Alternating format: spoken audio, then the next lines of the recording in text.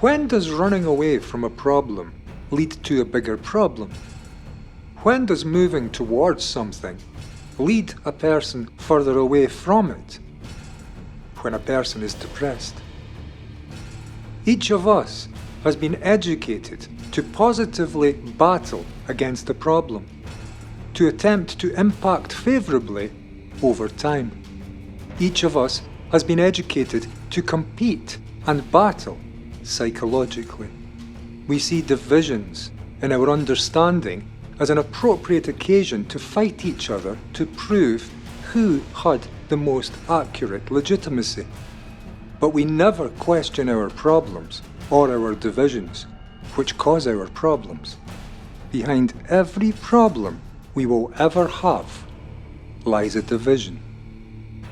Our brains have been educated to act, but when we act on what we are, we must bring ourselves to divide. And inner division is the largest of problems any of us will ever have to deal with in our lives.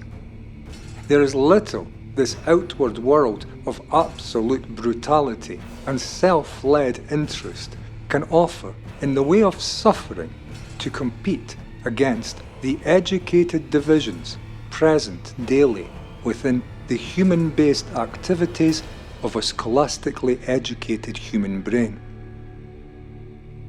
Acting positively to stop, manipulate, control, or change any undesirable state of anxiety or depression can only ever make that state worse. This has undoubtedly been the true reason so many of us inevitably admit to our defeat. We give up. We take to the experts. We visit a doctor and we attempt to alter our psychological structure from the outside. The neurological reactions we have all been trained to mechanically engage and live within. We take drugs, so-called antidepressants. Anti means to be against something. To be against something is to be in an act of war. Is a depressed mind not already caught in one gruesome battle, in a battle of inner divisions? The word anti, borrowed from these drugs, is an adequate adjective to display the educated approach most of us inevitably fall into to a human depressive psychological issue.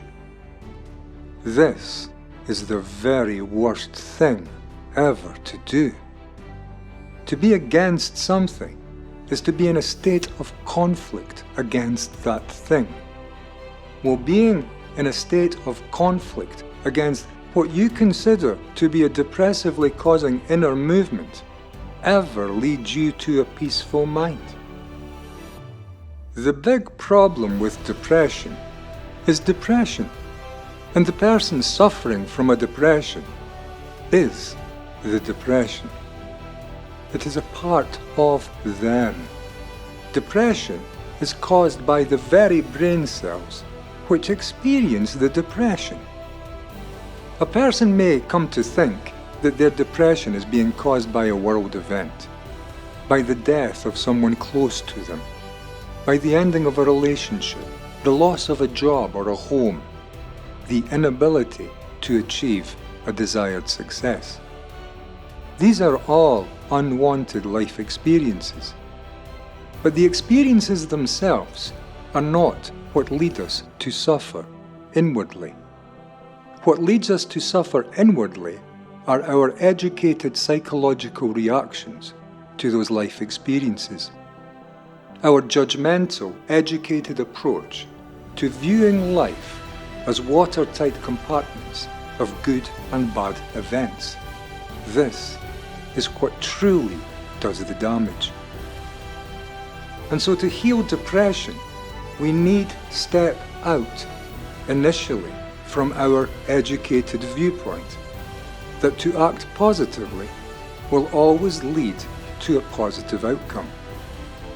In areas of our human conditioned consciousness, to move away from is exactly the same movement as to move towards.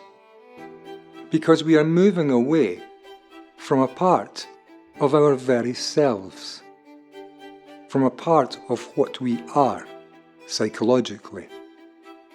That a part of what we are may so disturb us to the monumental extent that we now seek to divide ourselves from ourselves and to run away from ourselves, or that we must now add to our life a buffer of pharmaceutical drugs to war against the very manifesting daily movement of our brains, really ought be leading us to question what exactly is taking place within us.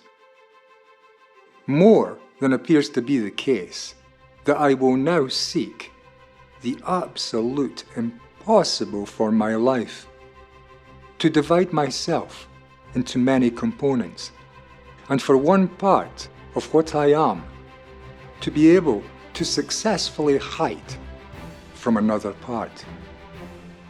In the totality of what I am lies my sanity. In trying to run away from part of what I am can only ever lead me to the doctor's counter and to the antidepressant drugs, which so many of us take every day. To understand ourselves in life can heal our depressions. And to understand ourselves, we need do nothing more than look.